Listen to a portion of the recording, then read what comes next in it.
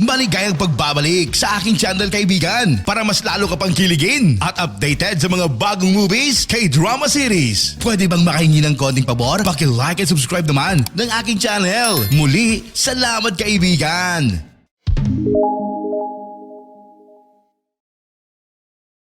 Nagsisimula ang pelikula sa isang high school na isang magarbong paaralan sa Korea.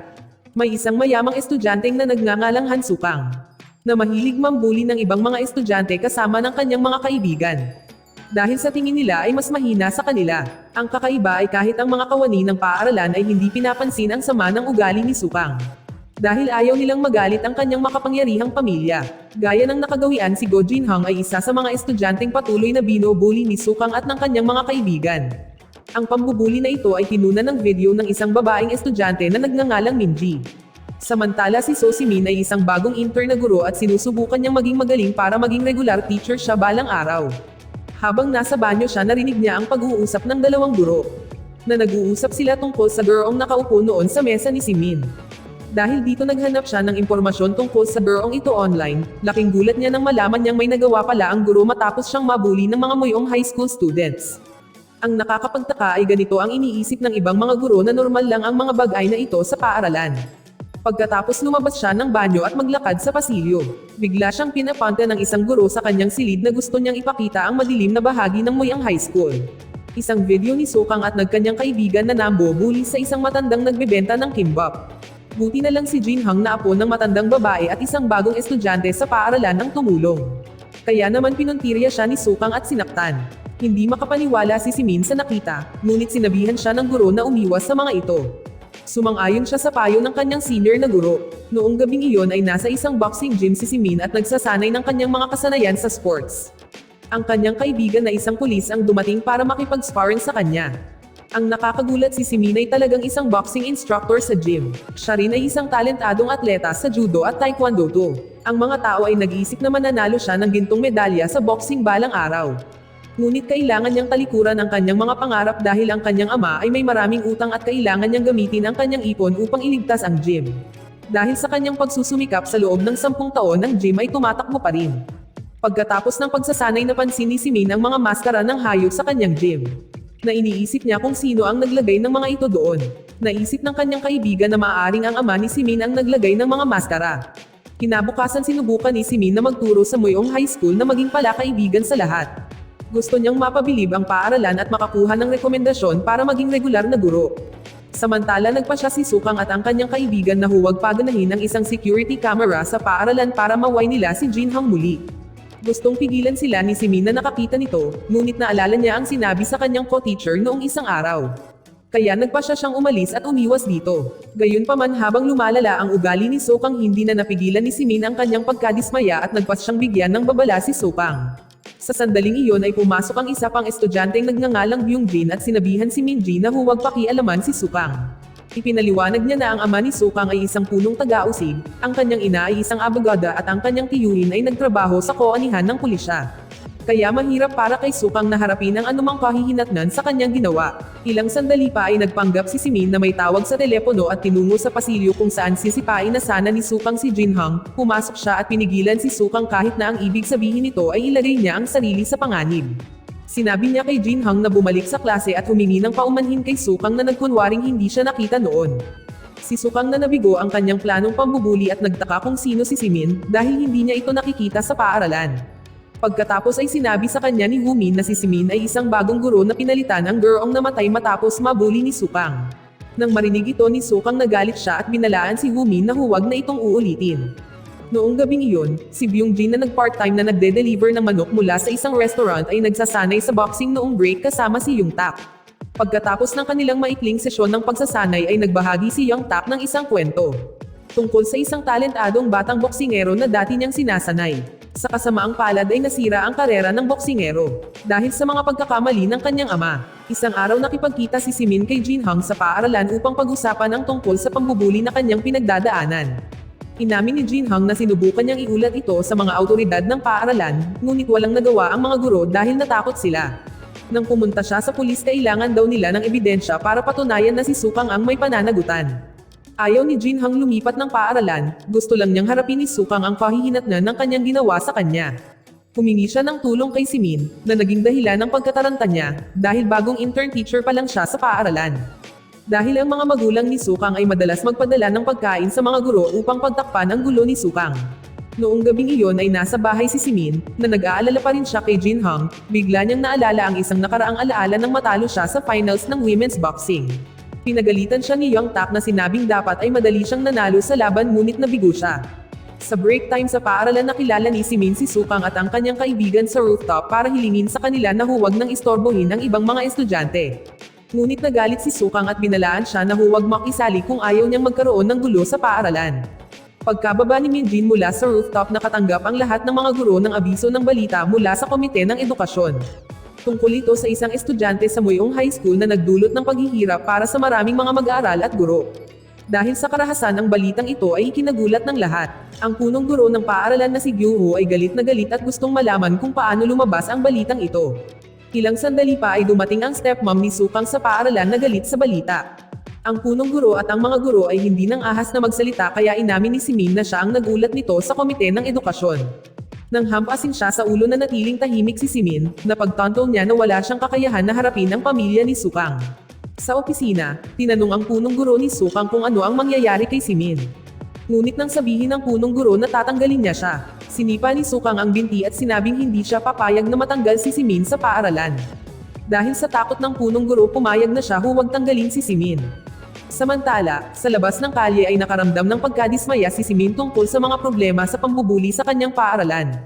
Nagpasya siyang kausapin ang kaibigan sa kung may magagawa upang parusahan si Sukang. Ipinaliwanag ng kaibigan na ito ay isang nakakalito na sitwasyon. Dahil walang ebidensya na nagpapatunay na si Sukang ang nasa likod ng pambubuli. Kung si Jin Hong ay nagulat nito ng walang katibayan, maaaring siya ay maaresto dahil sa paggawa ng mga maling akusasyon. Mas lalo pang nadismaya si Minji nang marinig niya ito. Nang makarating siya sa kanyang apartment nakita niya ang kanyang ama na nandoon para sunduin ang ilan mga bata pagkatapos ng kanilang boxing practice. Pero parang hindi siya natuwa nang makita siya at umalis na lang nang walang sinasabi. Kahit na sinubukan siyang batiin ni Young Tak. Maya-maya habang nasa convenience store si Simin, nagulat siya nang dumating ang grupo ni Sukang at nagsimulang mangistorbo sa kanya. Hinding-hindi daw niya kayang panindagan silang lahat. Sa sandaling iyon naalala ni Simin ang payo ng guro na huwag makisali sa gulo ni Sukang. Dahil maaari siyang mapunta sa legal na problema lalo na't maimpluwensya ang pamilya ni Sukang. Habang pauwi na iniisip pa rin ang mga problema, aksidenteng nabangga ni Simin ng isang lasing na lalaki sa gilid ng kalsada. Nagalit ang lalaki at sinimulang hampasin ang ulo ni Simin na ikinagalit niya at sinipa niya ang lalaki hanggang sa mahimatay siya. Desidido siyang humanap ng paraan para maitama ang mga hindi patas na aksyon ni Sukang. Samantala si Sukang na naglalaro sila ng kanyang grupo ng basketball sa isang court ng aksidenteng nabangga siya ng isa pang player na ikinagalit niya at nag-away sila ng player na iyon. Hindi kalayuan sa court pinapanood ni Simin ang sitwasyong nagpaplanong balikan si Sukang para sa kanyang hindi makatarungang ugali. Nagsuot siya ng maskara ng pusa at inatake sina Sukang. Habang si Byung-jin na nagde-deliver ng fried chicken sa malapit na palihim na nasaksihan ang laban, nang biglang dumating ang mga pulis at lahat sila ay umalis. Kinabukasan masaya ang pakiramdam ni Simin matapos turuan ng leksyon si Sukang noong nakaraang gabi. Pagkatapos kumalat ang balita ni tinalo si Sukang ng isang nakamask ay kumalat sa buong paaralan. Maraming guro at mga estudyante ang natuwa sa matapang na nakamaskara at tinuring siyang bayani. Sa klase si Sukang nang makita ang kanyang mesa na natatakpan ng mga guhit ng mas inihagis pa niya ang kanyang mesa at hindi pinansin ang guro. Kalaunan ay nagpasya si Sukang na umalis ng paaralan kasama ang kanyang mga kaibigan. Si Sukong ay nagmaneho ng kanyang sasakyan sa napakabilis, na nakakatakot ang kanyang mga kaibigan. Tiniyak niyan sa kanila na kaya niyang ilabas ang kanyang galit kay Jin Hong. Nang banggitin nila ang pangalan ni Jin Hong kay Sukang ay napangiti lamang na nagpapakitang gusto niya ang ideya. Sa boxing gym si Simin ay nasiyahan sa kung paano niya hinarap si Sukang habang nakasuot ng maskara ng pusa. Ang kanyang kaibigan na alam na inaway ni Simin ang kanyang estudyante habang nakasuot ng pusa ay nagpaalala sa kanya na huwag ulitin. Dahil may iba pang paraan para hanapin ang hustisya. Samantalang sa isang gusali ay pinasali ni Sukang at ng kanyang kaibigan, si Jin Hong sa isang malupit na laro. Kinailangan niyang maglakad pababa ng hagdan na walang sando at may plastic bag sa ulo. Nang makarating sa ibabang palapag, tumakbo siya para maghanap ng kaligtasan at napadpad sa fried chicken restaurant kung saan nagtatrabaho si Byung-jin agad siyang tinulungan. Si Byung-jin nagmamadaling sumakay sa kanyang motorsiklo papunta sa gym ni Simin upang humingi ng tulong. Nang malapit ng sunugin ni Simin ang kanyang maskara ay dumating si Byung-jin at sinabi sa kanya ang tungkol kay Jin-hang, na pinilit na maghubad si Sukang at nasa restaurant siya ngayon. Binanggit din niya na tumawag siya ng pulis noong nasa basketball court siya at alam niyang si Simin ang nasa likod ng maskara ng pusa.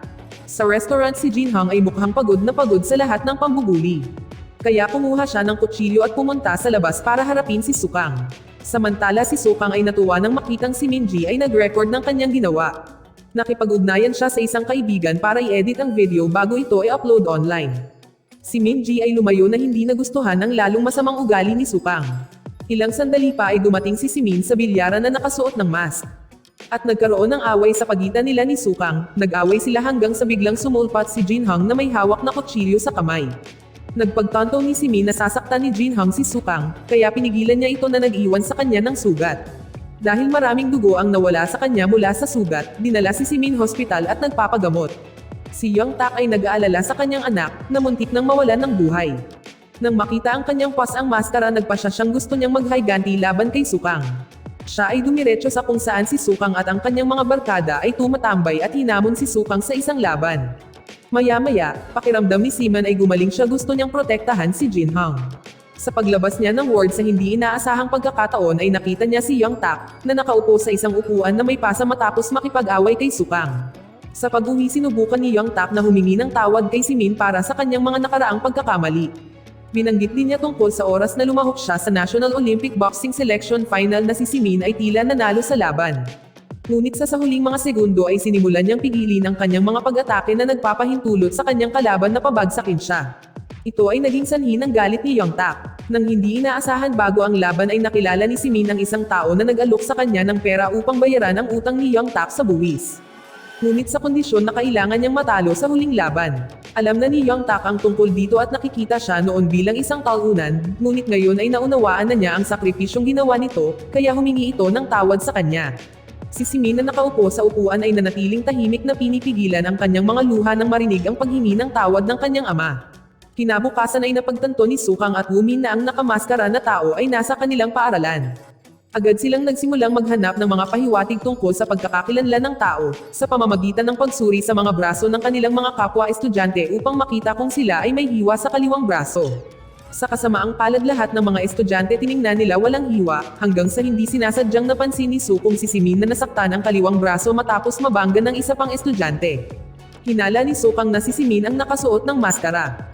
Maya-maya nakita ni Sukang si Simin sa teacher room. At sadyang hinawakan ang kanyang nasugatan na braso. Tinanong niya ito kung bakit niya ito niligtas noong sinusubukang saktan siya ni Jin-hang. Inamin ni Simin na ginawa niya ito para protektahan si Jin-hang mula sa kaguluhan.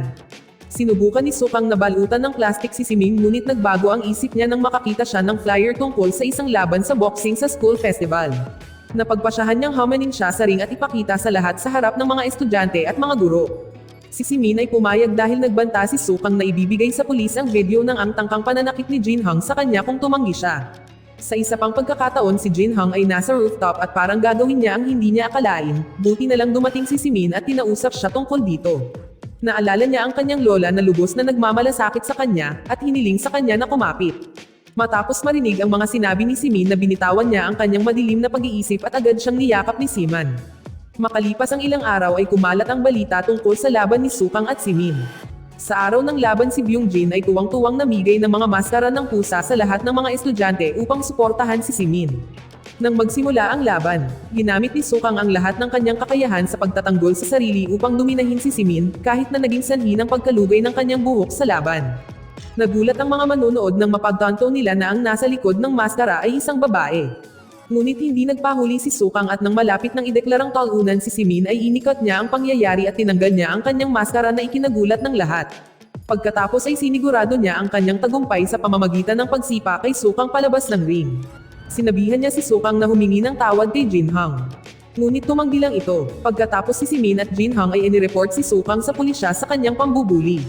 Biglang dumating si Minji para magbigay ng ebidensya sa lahat ng karahasan ni Sukang sa paaralan.